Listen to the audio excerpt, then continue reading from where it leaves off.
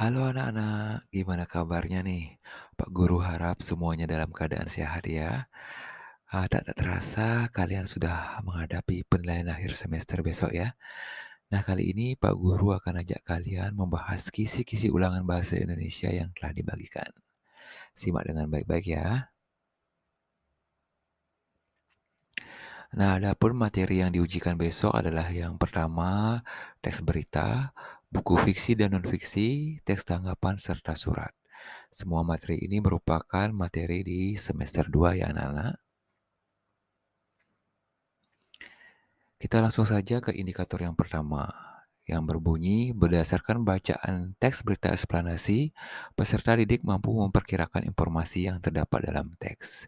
Teks eksplanasi ini adalah sebuah teks yang berisi penjelasan mengenai suatu hal atau peristiwa.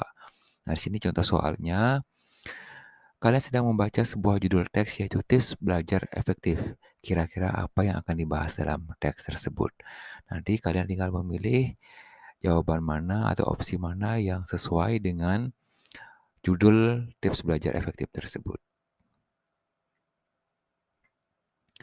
Lalu kita lanjut ke indikator yang kedua, peserta didik mampu menemukan alasan atau penjelasan yang mendukung informasi dalam teks berita eksplanasi. Contoh soalnya, berdasarkan teks di atas, apa penyebab banjir yang sering terjadi di Indonesia? Nah, kalian mencari alasannya disesuaikan dengan teks yang sudah disediakan. Jadi jawabannya atau alasannya tinggal kalian cari di teks yang sudah ada dalam soal.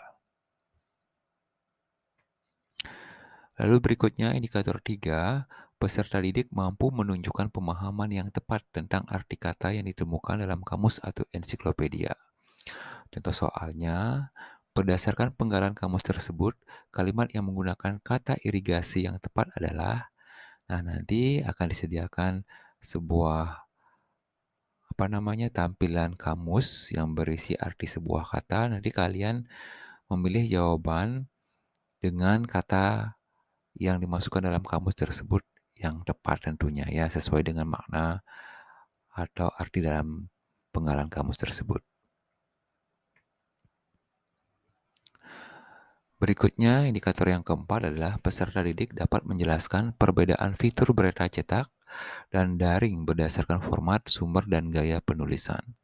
Contohnya, perbedaan berita cetak dan daring dilihat dari segi formatnya adalah, nah, kalau dari segi formatnya biasanya berita daring itu ada tautan atau link yang bisa diklik ya anak-anak, sedangkan berita cetak itu tidak ada link atau tautan yang bisa diklik. Lalu indikator yang kelima, peserta didik dapat memahami karakteristik media cetak dari segi warna dan gambar yang dicantumkan. Contoh soalnya, media cetak menggunakan lebih sedikit gambar karena apa? Salah satu alasannya yaitu adalah untuk menghemat warna sehingga otomatis juga akan menghemat biaya percetakan. Lalu indikator yang keenam, peserta didik dapat menjelaskan maksud dari penambahan efek suara dan musik latar pada berita audio visual.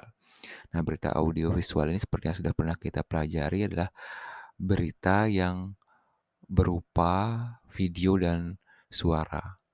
Nah, alasan penambahan efek suara atau musik latar tersebut biasanya untuk membantu menegaskan kesan dan nuansa dari informasi yang disampaikan sehingga pembaca atau orang yang menonton berita tersebut bisa memahami berita tersebut dengan lebih mudah.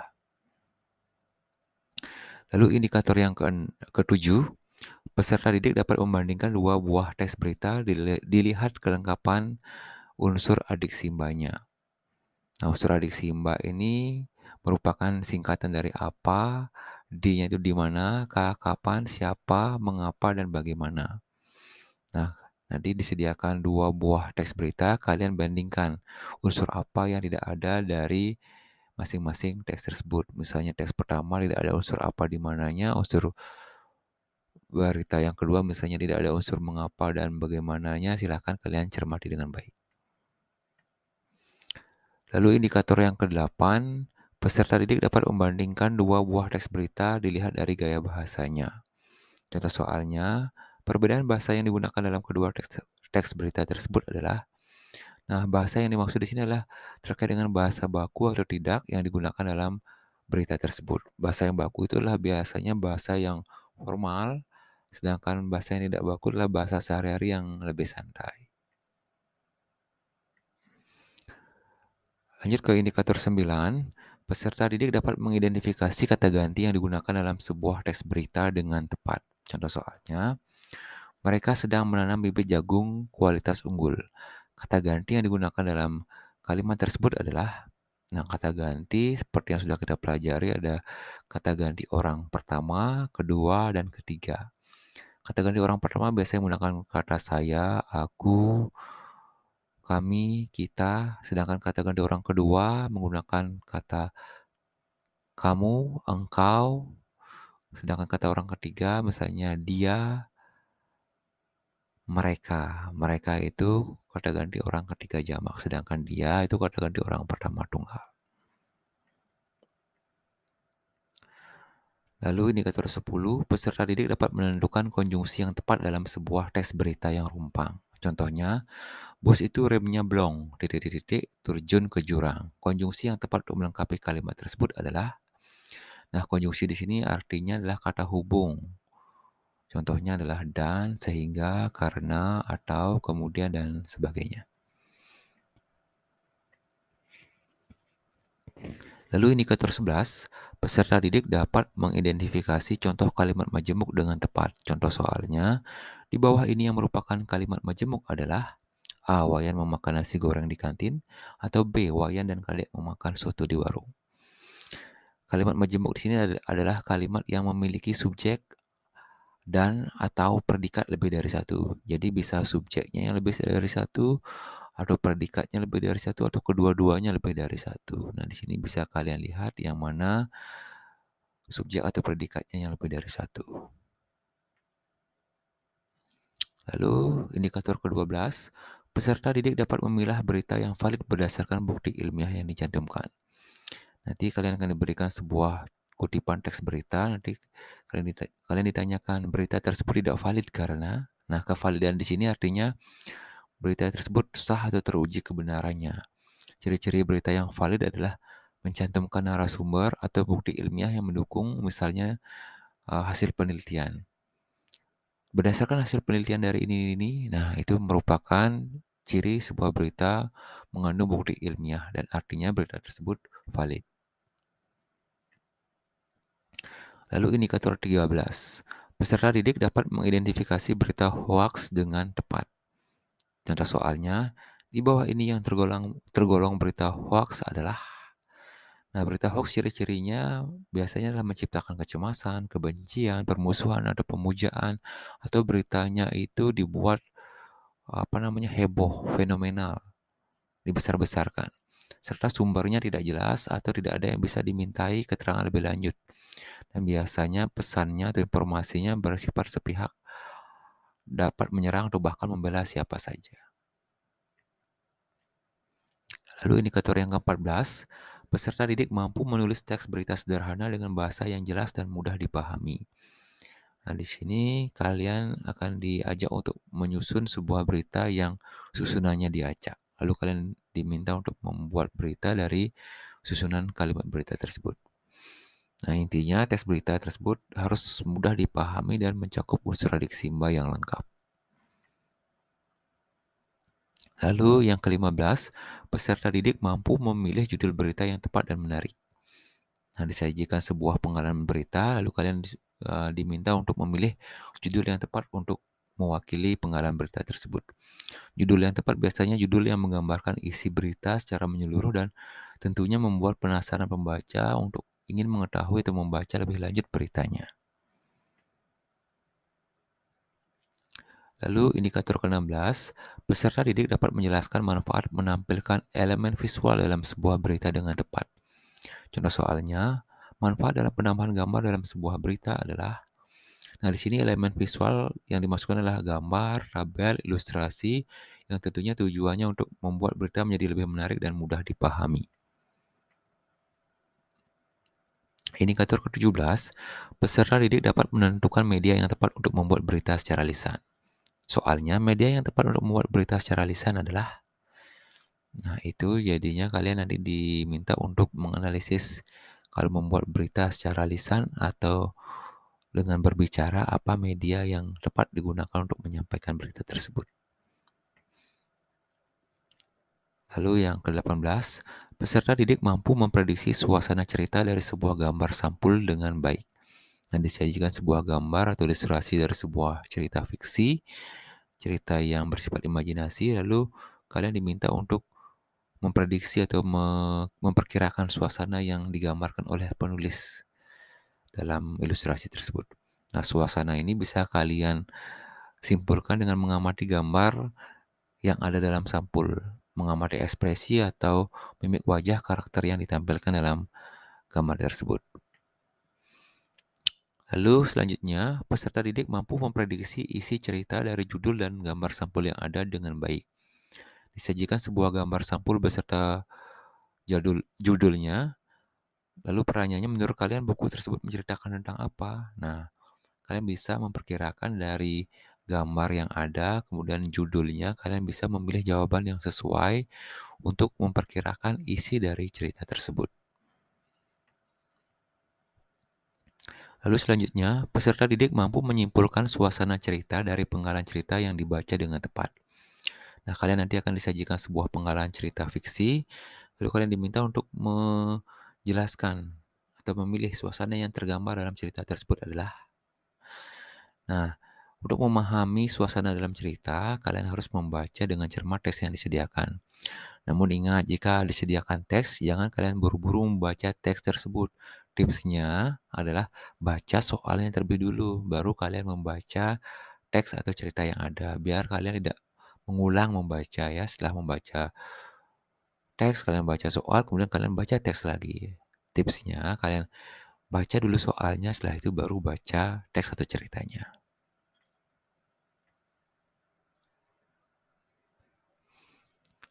Lalu berikutnya, indikator 21, peserta didik mampu menyimpulkan emosi tokoh dari penggalan cerita yang dibaca dengan tepat.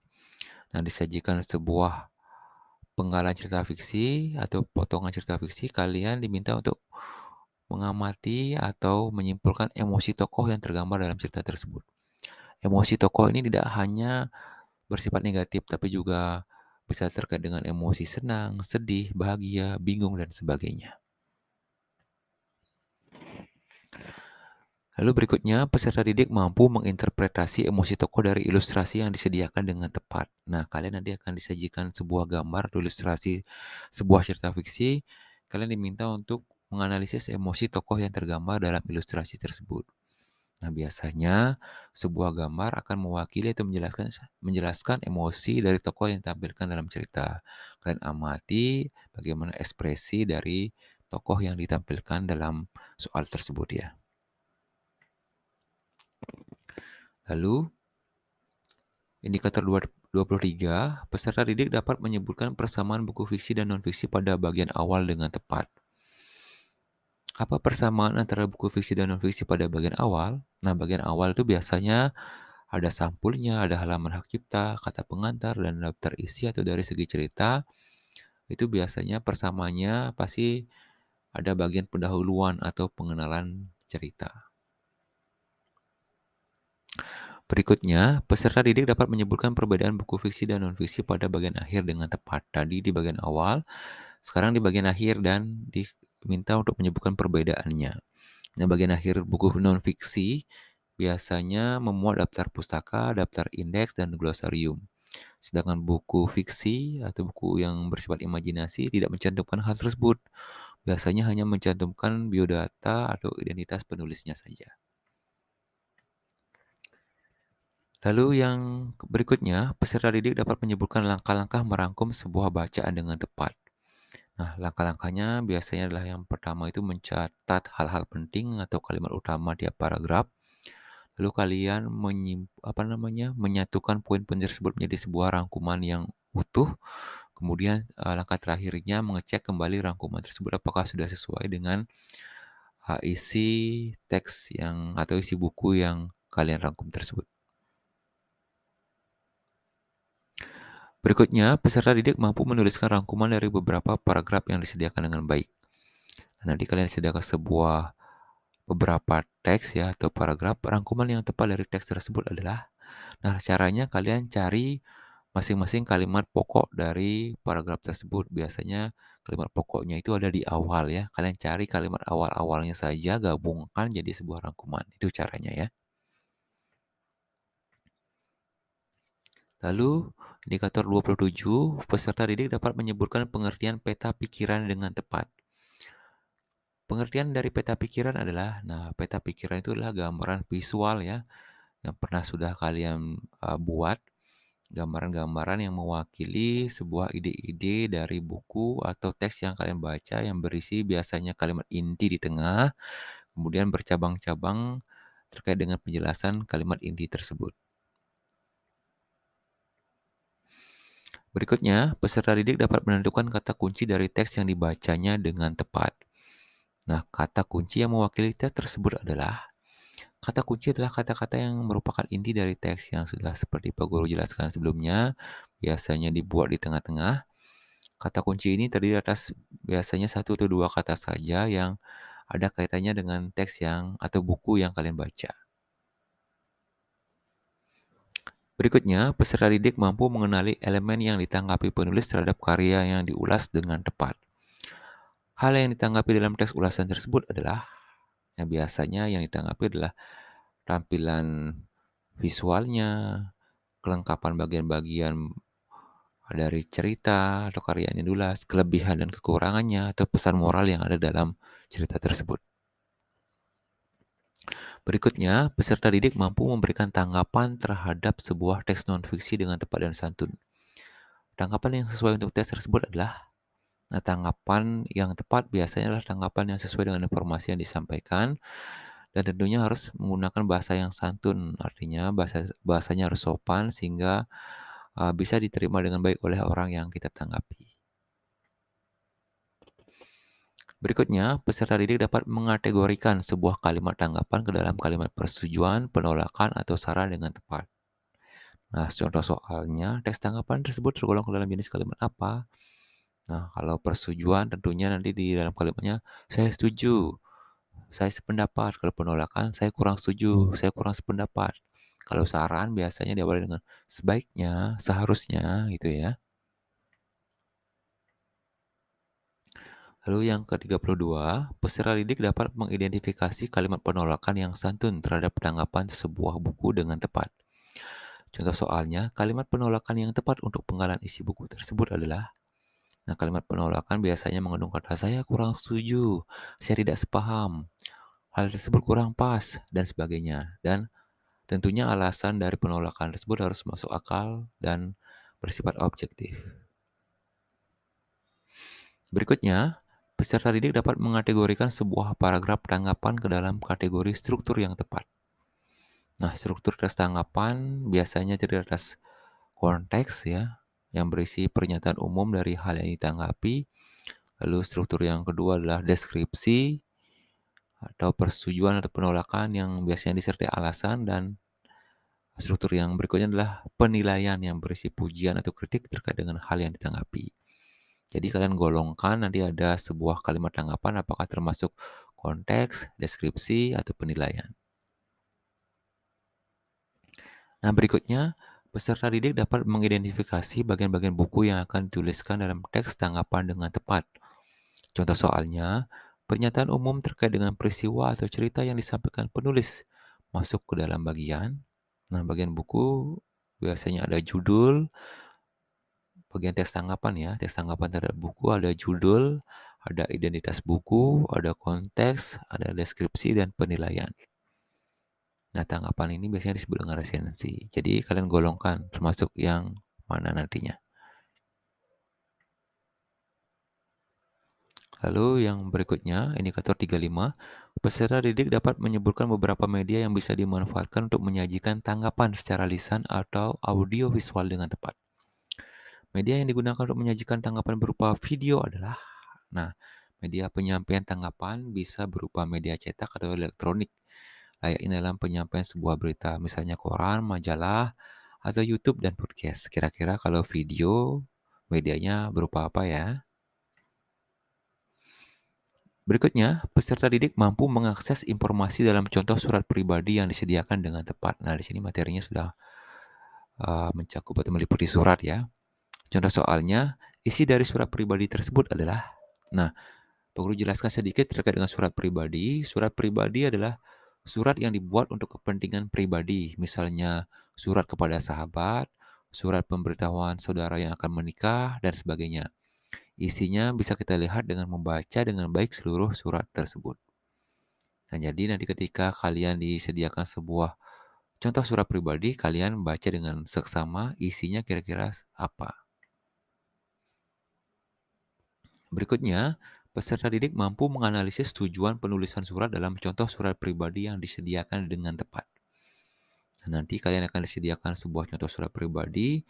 Pertanyaannya, tujuan dari penulisan surat tersebut adalah penulisan surat pribadi biasanya untuk menanyakan kabar, sekadar berbahasa basi, memohon bantuan misalnya kepada sanak saudara yang memerlukan dari sanak saudara yang memerlukan bantuan, memohon bantuan dana dan sebagainya, atau mengucapkan terima kasih atas bantuan yang telah diberikan.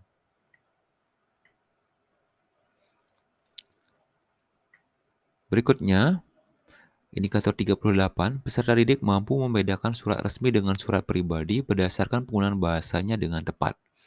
Contoh soalnya, perbedaan kedua surat tersebut ditinjau dari segi bahasanya adalah, nah, saya jelaskan sedikit terkait dengan surat resmi ya. Tadi sudah Pak Guru jelaskan tentang surat pribadi. Surat resmi adalah surat yang dibuat untuk kepentingan resmi atau formal seperti surat dari sekolah, dari dinas pendidikan atau surat dari pihak desa. Biasanya bahasa yang digunakan adalah bahasa yang baku atau formal sehingga mudah dipahami oleh siapa saja.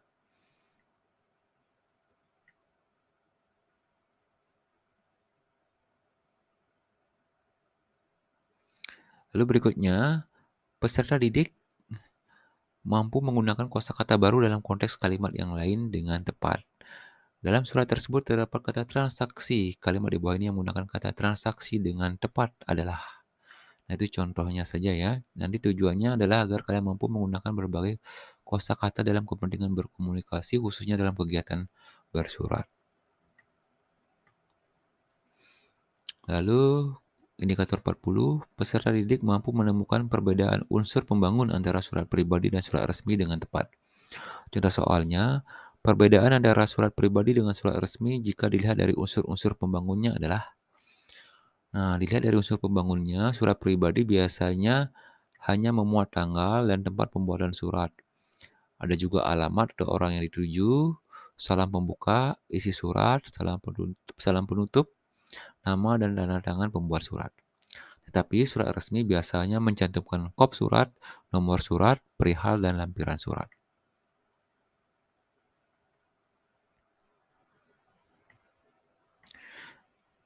Nah, berikut Pak Guru berikan sebuah contoh surat pribadi ya. Sini agak terpotong. Nah, di sini ada di atasnya itu adalah nama, tempat, dan tanggal pembuatan surat agak terpotong ya. Tempat dan tanggal pembuatan surat di sini Kota Raja 21 Maret 2002. Lalu ada di sini kepada siapa yang dituju, sahabatku Rina Dabayanti di Kota Raja. Lalu ada salam pembuka, salam persahabatan. Lalu ada hai apa kabar, itulah isi suratnya. Inilah contoh surat pribadi. Lalu berikutnya adalah contoh surat resmi. Nah, di sini bisa kalian bedakan ada di bagian atas yang berisi logo ya. Ini namanya kop surat. Yang diisi garis itu adalah kop surat atau kepala surat yang biasanya berisi identitas lembaga atau pihak yang mengirimkan surat tersebut. Nah, di sini ada nama sekolahnya dan alamatnya.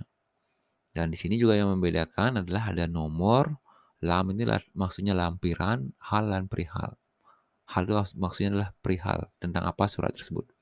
Nomor ini digunakan untuk memudahkan pembuat surat untuk mengetahui surat keberapa yang sudah dikirim. Lampiran ini biasanya terkait dengan apa lampiran yang disertakan dalam surat tersebut. Apakah melampirkan misalnya kalau surat tentang study tour misalnya lampirannya isi daftar tempat-tempat yang dikunjungi, atau daftar harga dari paket study tour tersebut, dan sebagainya. Nah, kita lanjut ke berikutnya. Nah, sekarang kita masuk ke bagian surat pembaca. Peserta didik mampu mengidentifikasi perbedaan surat pembaca dengan surat resmi terkait dengan alamat surat dengan tepat. Nah, surat pembaca itu, Pak Guru jelaskan sedikit, adalah surat yang dibuat oleh pembaca sebuah media massa atau koran terkait sebuah permasalahan yang terjadi. Nah, surat pembaca ini dikirimkan ke koran atau media massa dengan tujuan agar dibaca oleh pihak-pihak terkait. Misalnya, kita ingin protes terkait dengan jalan rusak di Ungasan atau di lingkungan rumah kita. Kita bisa menulis surat pembaca atau mengetiknya ya, kemudian mengirimkannya ke koran atau bali pos misalnya, sehingga bisa dibaca oleh pihak-pihak terkait agar jalan di perumahan atau di Ungasan tersebut diperbaiki segera. Nah, surat pembaca biasanya tidak mencantumkan alamat yang dituju seperti halnya surat pribadi atau resmi. Jadi perbedaannya adalah alamat atau orang yang dituju tidak langsung ditulis di bagian suratnya. Biasanya isinya disampaikan secara tidak langsung. Lalu berikutnya, peserta didik mampu mengidentifikasi perbedaan surat pembaca dengan surat resmi terkait tujuan penulisan surat dengan tepat. Nah, contoh surat pembaca ini bisa kalian lihat di buku paket kalian ya. Tujuan penulisan surat pembaca tersebut adalah, nah, silakan kalian baca contoh surat pembacanya nanti di soal, kira-kira isinya bertujuan untuk apa? Apakah menyampaikan keluhan, menyampaikan terima kasih juga bisa, dan sebagainya. Berikutnya, peserta didik mampu menentukan jenis kata sapaan yang ada dalam pembicaraan di media sosial atau WhatsApp dengan baik. Nanti kalian disediakan sebuah percakapan WhatsApp.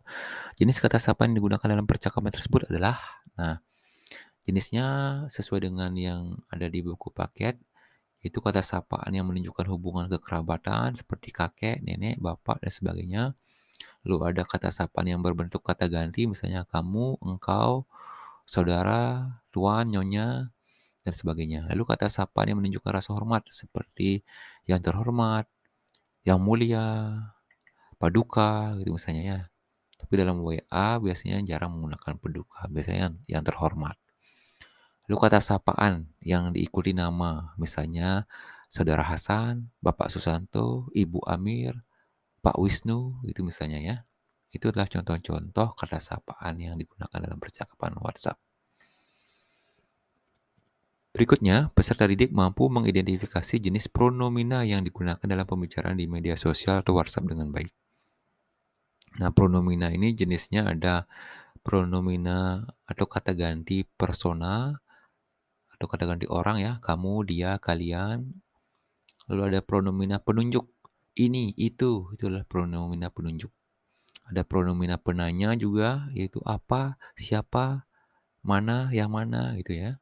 Ada pronomina kepunyaan, ku, mu, bukumu, bukuku, uangmu, uangku, itulah pronomina kepunyaan. Jadi kalian silakan dibaca dengan baik percakapan WA-nya, kalian analisis jenisnya yang mana, ya.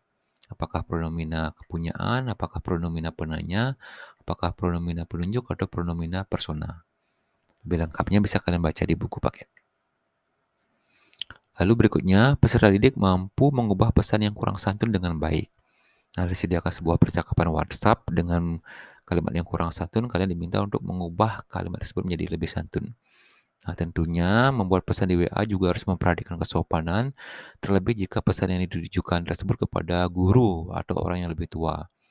Berikan salam terlebih dahulu, pagi Pak, siang, malam. Kenalkan diri, saya Wayan dari kelas apa, baru sampaikan maksud dari pesan yang ingin kalian kirim dari WA tersebut. Lalu berikutnya, peserta didik dapat memberi saran untuk pengambilan keputusan secara kritis terhadap sebuah informasi dengan tepat. Nah, nanti disediakan sebuah percakapan dalam grup WhatsApp, lalu kalian diminta untuk memberikan saran yang terkait dengan permasalahan yang dibahas dalam grup tersebut. Nah, tentunya dalam era digital sekarang ini, diskusi tidak hanya bisa dilakukan secara langsung, tetapi bisa juga melalui media digital, salah satunya dengan menggunakan grup WA ini. Lalu berikutnya, peserta didik dapat memberikan saran yang bijak terkait dengan permasalahan yang diajukan. Nah, nanti akan disediakan sebuah contoh postingan di media sosial. Kalian diminta untuk memberikan saran yang bijak terkait dengan permasalahan yang diunggah tersebut. Nah, media sosial seperti yang kalian ketahui biasanya digunakan untuk mengunggah berbagai hal. Salah satunya adalah permasalahan-permasalahan yang dialami oleh seseorang. Nah, saat membaca postingan tersebut, diharapkan kalian bisa memberikan saran yang bermanfaat sehingga orang yang sedang mengalami permasalahan tersebut bisa mendapatkan jalan keluar yang terbaik. Berikutnya, indikator 48, peserta didik mampu melengkapi draft surat dengan kosakata baku yang tepat. Draft surat ini maksudnya adalah bagian-bagian inti dari sebuah surat. Nah, nanti kalian disediakan sebuah draft surat atau surat resmi yang masih rumpang, yang masih kosong bagian-bagiannya, kalian diminta untuk melengkapi draft surat tersebut. Nah, nantinya kalian untuk melengkapinya perhatikan kalimat di depan atau di belakang bagian surat yang kosong tersebut, sehingga kalian bisa memilih kata yang tepat untuk melengkapi bagian surat yang rumpang atau kosong tersebut. Berikutnya, peserta didik mampu melengkapi surat pribadi yang rumpang pada bagian pembuka dengan menggunakan kata yang tepat dan santun. Nah, nanti disediakan sebuah surat pribadi yang masih rumpang, kalian diminta untuk melengkapi bagian pembuka suratnya. Nah, bagian pembuka surat pribadi seperti yang sudah Pak Guru contohkan tadi biasanya berisi pertanyaan terkait kabar si pembaca surat, bagaimana kabarmu di sana? Atau membahas hal-hal yang ringan seperti pengalaman masa lalu yang pernah dilalui oleh si penulis dan pembaca surat. Bagaimana kabarmu? Kita dulu tak terasa ya pernah satu kelas bersama, belajar bareng, dan sebagainya. Itu dibahas hal-hal ringan di bagian pembuka surat. Lalu yang terakhir, indikator ke-50, peserta didik mampu melengkapi bagian isi dari surat pribadi yang ditujukan kepada seseorang sahabat di media sosial daring dengan menggunakan pilihan kata yang tepat dan santun. Nah, di sini adalah terkait dengan pesan email ya, atau pesan surel. Disajikan sebuah pesan email yang rumpang, kalian diminta untuk melengkapi kalimat yang kosong tersebut dengan kalimat yang tepat. Nah, tentunya seperti yang kita ketahui berkirim pesan tidak hanya melalui surat atau WA, tapi bisa juga lewat email. Nah, pesan yang dikirimkan melalui email bisa lebih leluasa, artinya bisa lebih panjang, dan kita juga bisa menyematkan berbagai lampiran, misalnya foto, video, atau file yang kita ingin kirimkan kepada orang lain. Nah, demikian sedikit pembahasan kisi-kisi serta prediksi soal berkaitan dengan materi PAT di semester 2 ini yang bisa Pak Guru jelaskan. Nah, jika ada yang kurang jelas, kalian jangan ragu untuk bertanya kepada Pak Guru. Hubungi WhatsApp Pak Guru di 082 147 156 545. Selamat belajar, semoga mendapatkan yang terbaik. Jangan lupa kerjakan dengan jujur, karena kejujuran sangat penting dan itu bisa digunakan untuk mengukur kemampuan kalian. Jika kalian mengerjakan sendiri, kalian akan tahu seberapa jauh kemampuan kalian dan jangan takut remedi atau jangan takut memperbaiki ulangan kalian nanti jika ulangan kalian kurang maksimal hasilnya karena hal tersebut menggambarkan kompetensi atau pengetahuan kalian terkait dengan materi yang sudah kalian pelajari. Jadi, kerjakan dengan jujur, ukurlah kemampuan diri kalian dan jangan takut untuk memperbaiki diri. Selamat belajar dan selamat beraktivitas.